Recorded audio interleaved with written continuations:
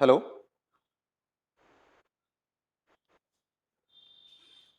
Blackboard setting ठीक आहे. चला कंटिन्यू करूया.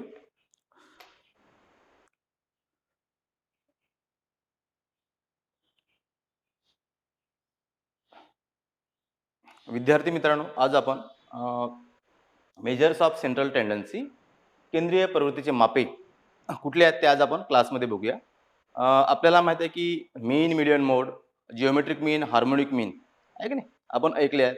हे सर्व बघतो आपण की हे मेजर्स ऑफ सेंट्रल टेंडन्सी याचेच ते मापे आहेत, मेजर्स आहेत. यालाच बघतो आपण की सांख्यिकीय माध्यसुद्धा म्हटला जातो, स्टॅटिस्टिकल ॲव्हरेज. तर आज बघूया की मीन काय आहे, मीडियन काय आणि मोड काय, आणि त्यानंतर आपण बघूया की मीन कसा काढला जातो, मीडियन कसं काढला जातो आणि मोड कसं काढला जातो. त्यानंतर परत तुम्हाला जिओमेट्रिक मीन आणि हार्मोनिक मीन दिलेलं आहे, ते सुद्धा त्याचं गणन कसं केलं जातं ते आपण बघूया. तर प्रथम बघतो आपण की जे सांख्यिकीय माध्य जे आहेत, सेंट्रल टेंडन्सी, त्यांचं बघतो आपण की सांख्यिकीय शास्त्रामध्ये याला फार महत्त्व आहे. त्यामुळे बघतो आपण की आपल्याला कुठले मेजर्स किंवा कुठल्या विषयाचं आपल्याला अध्ययन करत असताना जे काय आपण डेटा कलेक्शन करतो, त्याला आपण काय करतो, सोपं रूप प्रदान करत असतो. त्यामुळे बघतो आपण की या केंद्रीय प्रवृत्तीची मापे किंवा सांख्यिकीय माध्य जे आहेत, त्याचा उद्देश नेमकं कुठले आहे आणि त्याचे कार्य कुठले आहेत ते आपण प्रथम बघूया. त्यामुळे माध्याचे उद्देश किंवा कार्य,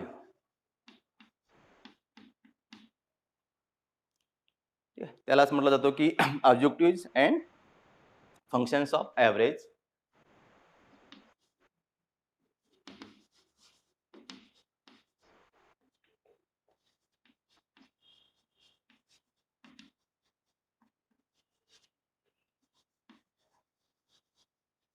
ॲव्हरेज जे आपण माध्य काढतो, म्हणजेच मीन काढतो, मीडियन काढतो, मोड काढतो, जिओमेट्रिक मीन आणि हार्मोनिक मीन काढतो, हे सर्व माध्य आहेत. या माध्याचं कार्य कुठलं आहे किंवा त्याचा उद्देश कुठला आहे. तर प्रथम बघतो आपण की याचा जो उद्देश आहे, पहिला,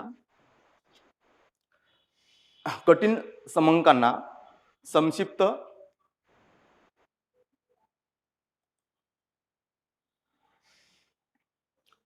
पहिला उद्देश आहे कठीण समंकांना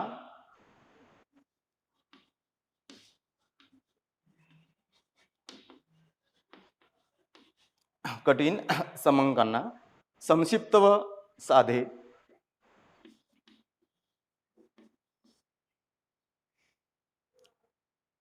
काय म्हटलं आपण, संक्षिप्त व साधे रूप प्रदान करणे.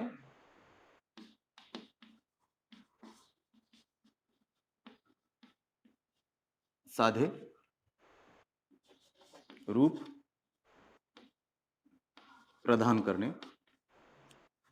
मग बघतो आपण की हे सांख्यिकी जे माध्य आहेत, मीन आहे, मीडियन आहे, मोड आहे किंवा तुमचं जिओमेट्रिक मीन किंवा हार्मोनिक मीन, याचं कार्य कुठलं आहे. तर बघतो की पहिला जो उद्देश बघतो आपण किंवा कार्य बघतो की कठीण समंकांना संक्षिप्त व साधे रूप प्रदान करणे. बघतो आपण की जे काय समंक, जे काय आकडेवारी आपण गोळा केलेली असते, त्या आकडेवारीला काय करतो आपण, त्याचं संक्षिप्त करतो आणि त्याला एक साधं असं एक त्याला रूप प्रदान करत असतो. त्यामुळे बघतो आपण की मीन असेल तुमचं, मीडियन असेल किंवा मोड असेल किंवा जिओमेट्रिक मीन किंवा हार्मोनिक मीन, जे काय माध्य आहे त्याचे, सांख्यिकीय माध्याचे, हे सर्व काय करतात की जे काय आपण समंक गोळा केलेलं असतं, आकडेवारी जी गोळा केली असते, कठीण असतं ते, त्याला आपण काय करतो, साधे रूप देत असतो किंवा त्याला आपण संक्षिप्त असं करत असतो. हा एक पहिला कार्य असेल.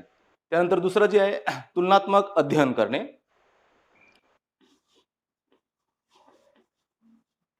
तुलनात्मक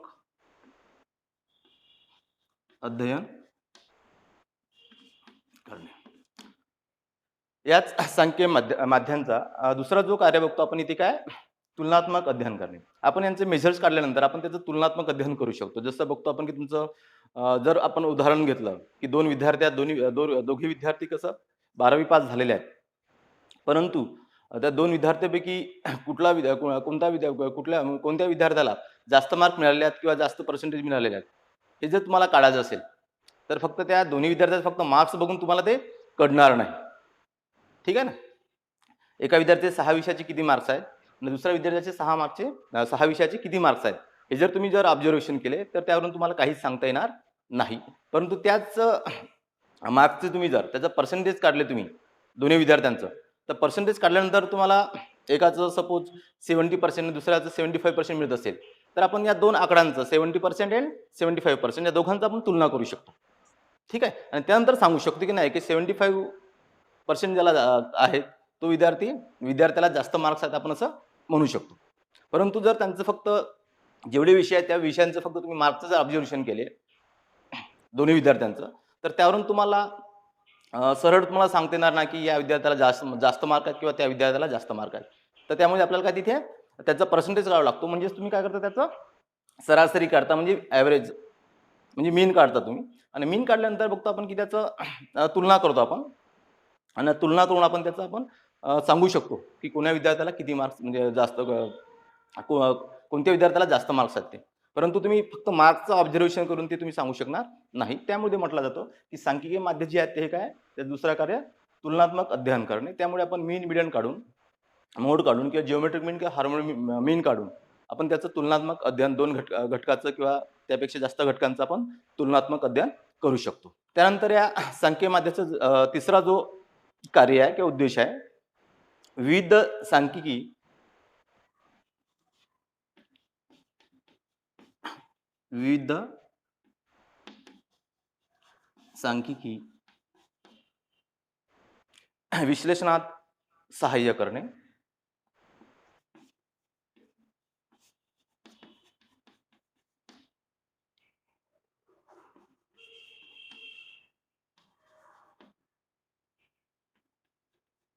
आणि त्यानंतर शेवटचं आपण कार्य बघतो आपण याचं माध्याचं, की काय विविध सांख्यिकी विश्लेषणात सहाय्य करणे. आपण बघतो की असे विविध तुमचे सांख्यिकीय विश्लेषण असतात, त्यांचं आपण विश्लेषण करत असतो. आणि असे विश्लेषण करत असताना बघतो आपण की हे जे काही माध्य आहेत, या माध्यांचा आपण उपयोग करून ते विश्लेषण आपण करत असतो. त्यामुळे म्हटलं आहे की जे काही आपण विविध सांख्यिकीय विश्लेषण जेव्हा करत असतो, विश्लेषण करत असताना आपण हे सांख्यिकीय जे माध्य आहेत, यांचा आपण उपयोग करत असतो. त्यामुळे म्हटला जातो की विविध जेव्हा आपण सांख्यिकीय विश्लेषण करत असतो, त्यावेळेस आपल्याला जे काही सांख्यिकीय माध्य आहेत, त्याचा आपल्याला मदत होत असते. तर अशा पद्धतीने बघतो आपण की या सांख्यिकीय माध्याचे उद्देश किंवा काय बघतो आपण की कठीण समंकांना संक्षिप्त व साधे रूप प्रदान करणे. दुसरं जे आहे तुलनात्मक अध्ययन करणे आणि तिसरं बघतो आपण विविध सांख्यिकी विश्लेषणात सहाय्य करणे. ठीक आहे. त्यानंतर बघूया आपण की या माध्यांचे प्रकार कुठले आहेत.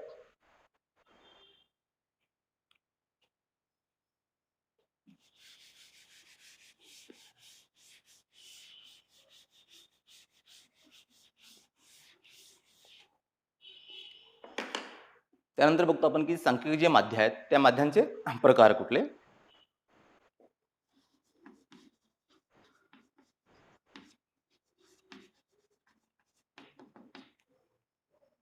Kinds of average,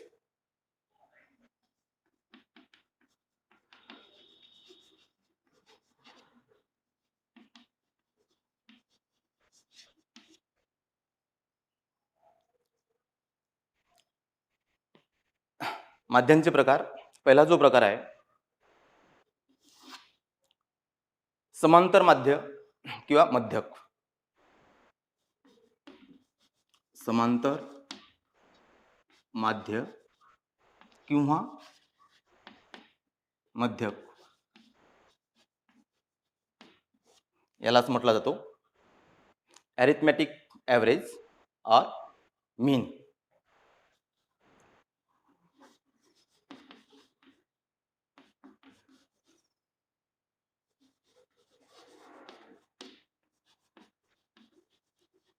arithmetic average or मीन.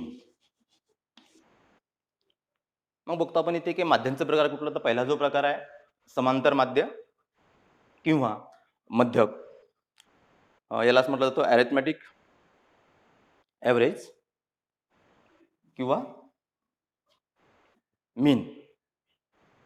तर समांतर माध्य म्हणजे काय, माध्यांचे प्रकार काइंड्स ऑफ ॲव्हरेज.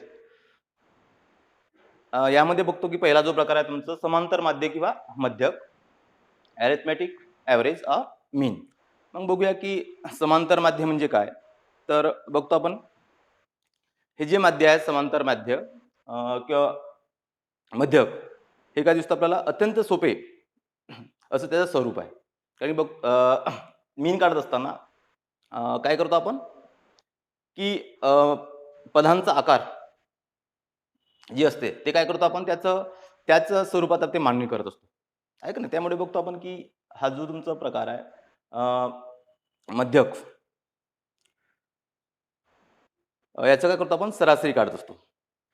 मीन म्हणजेच काय तुमचं त्यालाच म्हटलंय अरिथमेटिक ॲव्हरेज. ॲव्हरेज म्हणजे तुमचं सरासरी और मीन.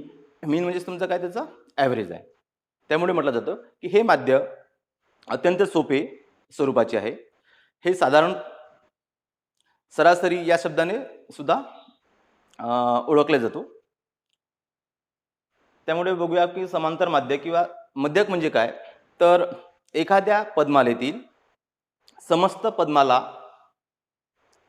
पदमालाला एकूण पदसंख्येने भाग देऊन जो अंक प्राप्त होतो त्याला समांतर माध्य किंवा मध्यक असे म्हटला जातो. काय म्हटलंय?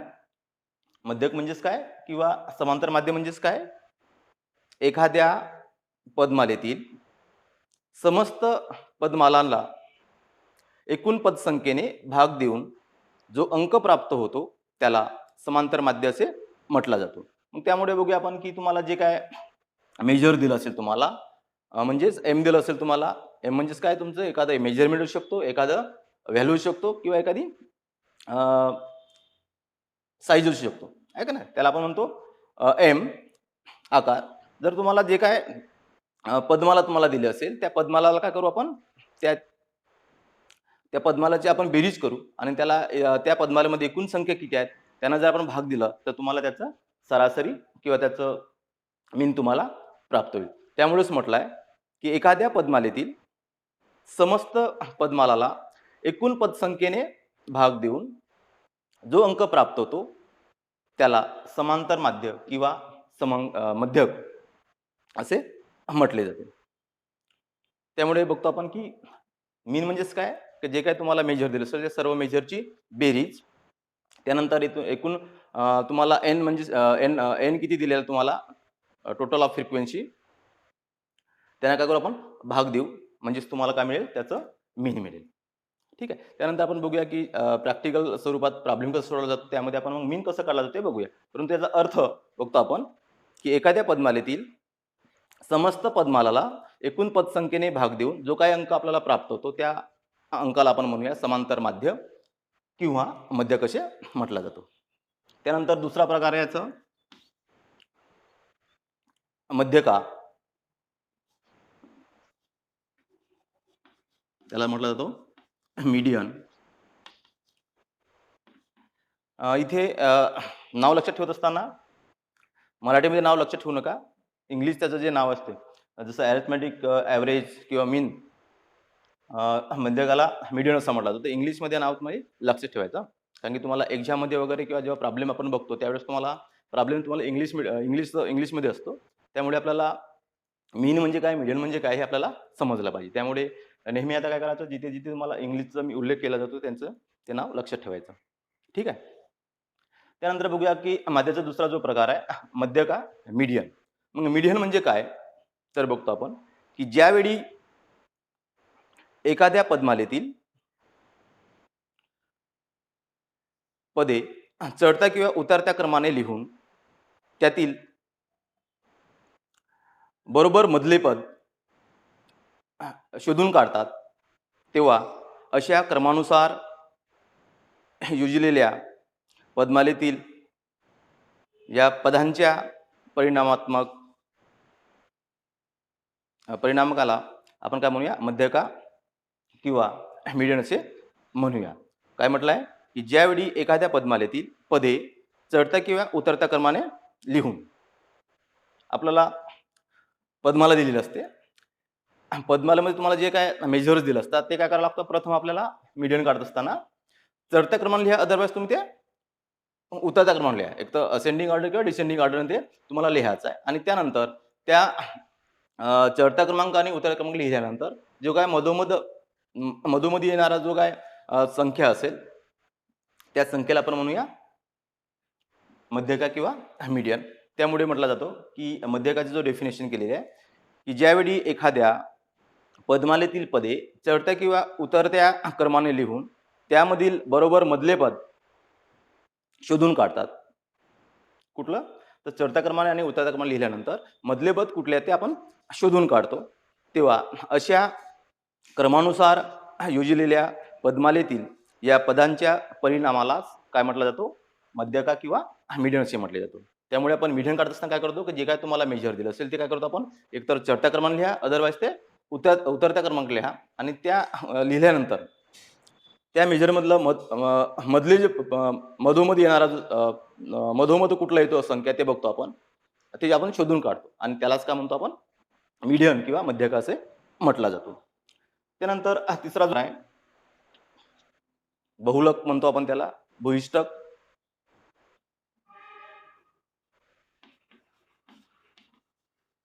इंग्लिशमध्ये म्हटलं जातं त्याला मोड. मग बघतो आपण की माध्याचा जो प्रकार आहे तिसरा बहिष्टक मोड. मग मोड म्हणजे काय? तर बघतो आपण की मोड म्हणजेच कोणत्याही पदमालेत जे परिणाम किंवा पदमूल्य सर्वात जास्त वेळा येते किंवा पुन्हा पुन्हा येते त्याला त्या परिणामाला बहिष्टक, बहुलक किंवा मोड म्हटला जातो. काय म्हटलं आहे?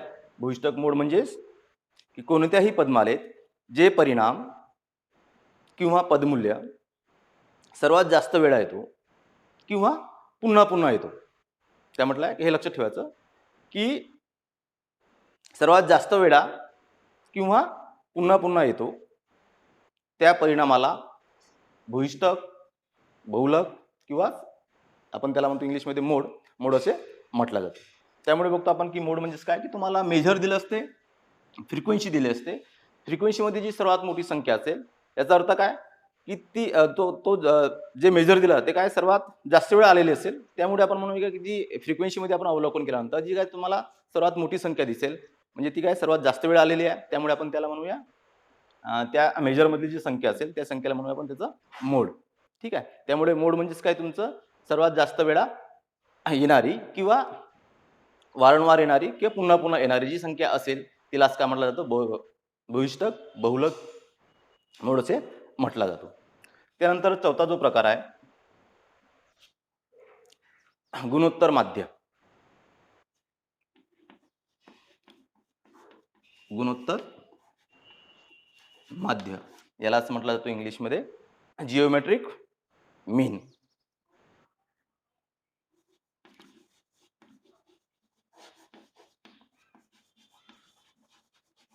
जिओमेट्रिक मीन.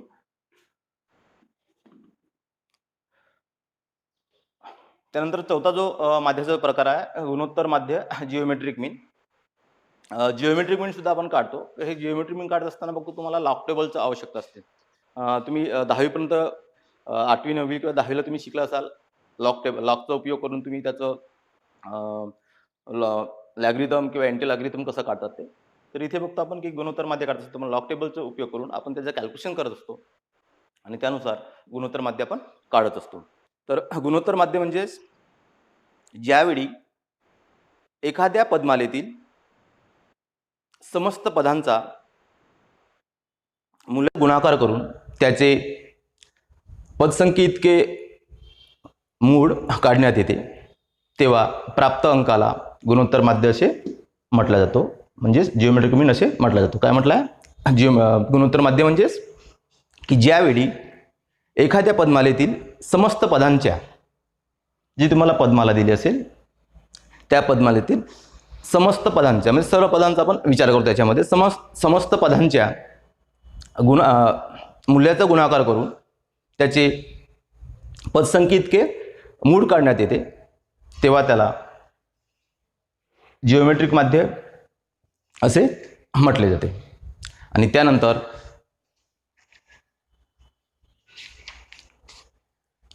शेवटचा जो प्रकार आहे याच्यामध्ये पाचवा हरात्मक माध्य हार्मोनिक मीन.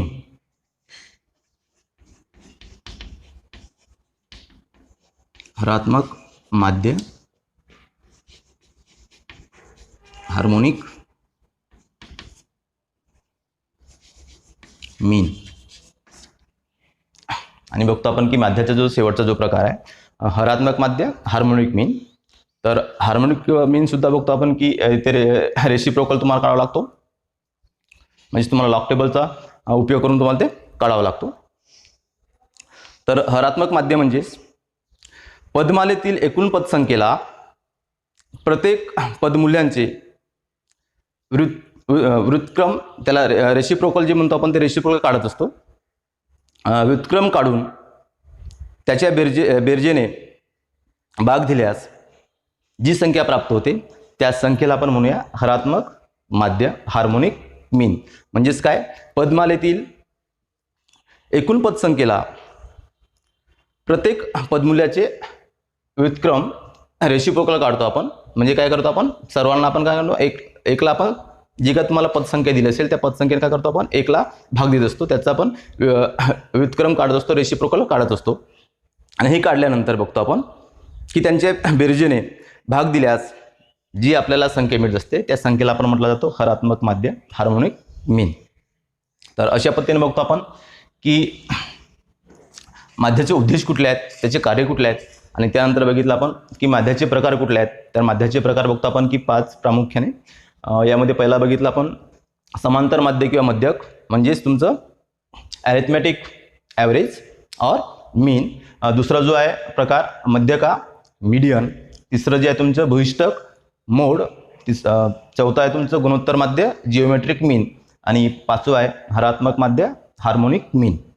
आणि त्यानंतर आपण बघूया यानंतर की हे जे आपण माध्याचे प्रकार बघितलेले काइंड्स ऑफ ॲव्हरेज, मीन झालं, मीडियन झालं, मोड झालं, जिओमेट्रिक मीन झालं आणि हार्मोनिक मीन. तर यांचं मग परत सांख्यिकीय स्टॅटिस्टिकलनुसार त्याचं व्हॅल्यूज कसं काढला जातो ते आपण समोर बघूया.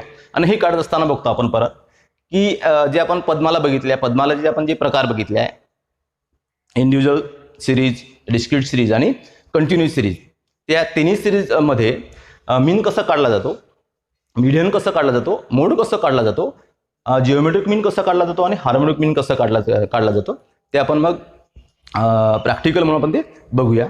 त्यामुळे आपल्याला पद्माला जे आपण बघितलेलं आहे, पद्मालाचे प्रकार कुठले आहेत, ते प्रकार आपल्याला ओळखता यायला पाहिजे.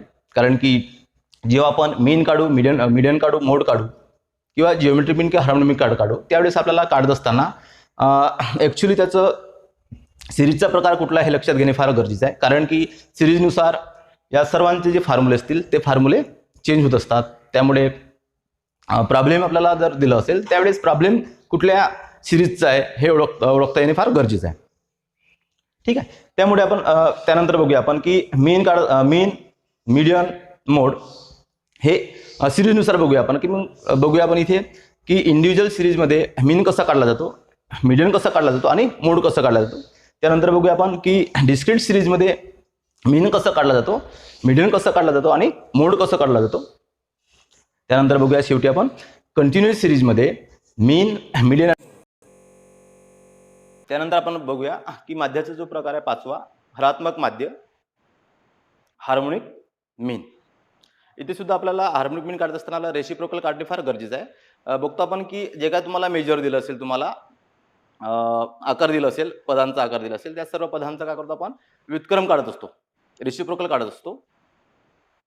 आणि त्यानंतर बघतो आपण की त्याचं बेरीज करून आपण जे काय प्राप्त संख्या येत असते त्या प्राप्त संख्येला आपण काढतो हरात्मक माध्य. त्यामुळे हरात्मक माध्य म्हणजे पदमालेतील एकूण पदसंख्येला प्रत्येक पदमूल्याचे व्युत्क्रम, त्याला रेसिप्रोकल म्हणतो आपण, काढून त्यांच्या बेरजेने भाग दिल्यास जी संख्या आपल्याला प्राप्त होते त्या प्राप्त संख्येला आपण काय म्हणूया हरात्मक माध्य हार्मोनिक मीन.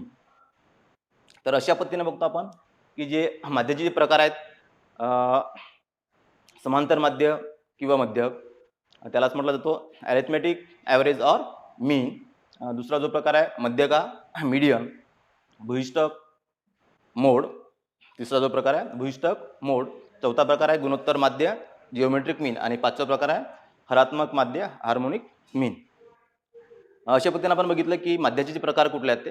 त्यानंतर या पाचही माध्याचे जे कॅल्क्युलेशन जे असते, कॅल्क्युलेशन कसा केला जातो ते आपण यानंतर बघूया. कॅल्क्युलेशन करत असताना बघतो आपण की आपण पद्माला बघितल्या, सिरीज बघितल्या, सिरीजचे प्रकार बघितले आपण. सिरीजचे प्रकार बघितले आपण की पद्मालेचे प्रकार, इंडिव्हिज्युअल सिरीज किंवा सिंपल सिरीज, त्यानंतर डिस्क्रीट सिरीज बघितलं आपण आणि कंटिन्यू सिरीज. या तिन्ही सिरीजमध्ये आपल्याला मीन, मीडियन, मोड, जिओमेट्रिक मीन आणि हार्मोनिक आपल्याला काढावा लागतो. त्यामुळे आपल्याला या तिन्ही सिरीजमध्ये जेव्हा आपण मीन, मीडियन, मोड, जिओमेट्रिक मीन आणि हार्मोनिक काढत असताना आपल्याला यांचं जे काय फॉर्म्युला दिला असेल तुम्हाला मीनचं, मीडियनचं, मोडचं, तर हे काय असतं की त्या सिरीजनुसार ते चेंज होत असते. इंडिव्हिज्युअल सिरीज असेल तर त्याचा फॉर्म्युला मीनचं वेगळं असेल, डिस्क्रीट सिरीज असेल तर मीनचा फॉर्म्युला वेगळा असेल आणि कंटिन्यू सिरीज असेल तर कंटिन्यू सिरीजमध्ये मीनचा फॉर्म्युला वेगळं असेल. त्यामुळे आपल्याला जेव्हा आपण कॅल्क्युलेट करतो मीन, मीडियन किंवा मोड, तर त्यावेळेस आपल्याला प्रथम ते सिरीज आपल्याला कुठली दिलेलं आहे हे लक्षात घेणे फार गरजेचं आहे. कारण की ती सिरीज इंडिव्हिज्युअल सिरीज आहे, डिस्क्रीट सिरीज की कंटिन्यू सिरीज आहे हे ओळखता यायला पाहिजे. कारण की सिरीज ओळखल्यानंतर आपल्याला त्यानुसार मीनचा फॉर्म्युला, मीडियनचा फॉर्म्युला, मोडचा फॉर्म्युला आपल्याला तिथे यूज करावाचा आहे. तर त्यामुळे बघतो आपण की या जे काय आपण प्रकार बघितला आपण काइंड्स ऑफ ॲव्हरेज, यांचं जे आपण कॅल्क्युलेशन करत असताना आपल्याला सिरीजचे प्रकार कुठले आहेत हे सुद्धा लक्षात घेणे फार गरजेचे आहे.